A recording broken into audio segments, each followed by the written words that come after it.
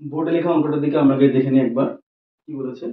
একটি পাত্রে সিরাপ ও জলের অনুপাত 3:5। ওই পাত্র থেকে কত অংশ মিশ্রণ তুলে তার পরিবর্তে সমপরিমাণ সিরাপ ঢাললে পাত্রে সিরাপ ও জলের অনুপাত সমান হবে। তাহলে সবার প্রথমে আমরা লিখে নিই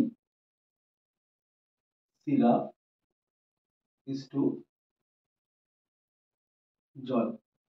কত আছে অনুপাত? 3:5। এবার পাত্র থেকে কিছুটা মিশ্রণ তুলে নেবে, কিছুটা মিশ্রণ তুলে নেওয়ার তার সাথে কিন্তু সিরাপ উঠবে, আবার জল উঠবে। শুধু যে সিরাপ উঠবে বা শুধু জল উঠবে তা কিন্তু বলেনি।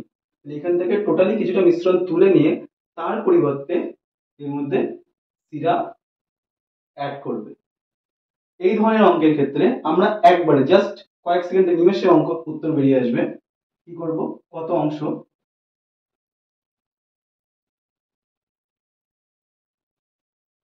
সেটা কি করে বার করবো?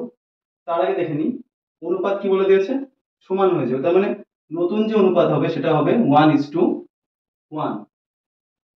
আমরা একটা ছোট্ট একটা কাজ করব, সেটা হচ্ছে এই যে অনুপাত, প্রথম যে অনুপাত দিয়েছে এই অনুপাতের যোগফলটা আমরা লিখবো নিচে। বোঝা গেল? কি লিখবো নিচে? এই অনুপাতের যোগফল অর্থাৎ 3 এবং 5, এদের যোগফল কত হয়? 8 লিখলাম নিচে। এবার এদের পার্থক্য, এদের যে পার্থক্য সেই পার্থক্যটা কত? 2। সেই 2টা উপরেও লিখবো এবং নিচেও প্লাস করব। এটা কিন্তু আমাদের মনে রাখতে হবে, এদের যে ডিফারেন্সটা সেটা কিন্তু উপরে যেভাবে লিখবো নিচেও লিখবো। তাহলে এটা আমার আসবে 2/10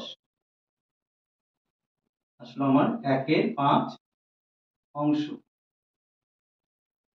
এই ধরনের অঙ্ক যেখানে শেষমেশে কিছু আমরা দেখবো যে দুটোই সমান হয়ে যাবে, যদি সমান হয়ে যায় তাহলে যে কোনো অঙ্ক আমরা এই মেথডটা অ্যাপ্লাই করলে কিন্তু পেয়ে যাব। জাস্ট তাদের অনুপাতের যোগফল এবং তাদের অনুপাতের পার্থক্য উপরে এবং নিচে যোগ করে দিলে আমাদের উত্তর বেরিয়ে আসবে।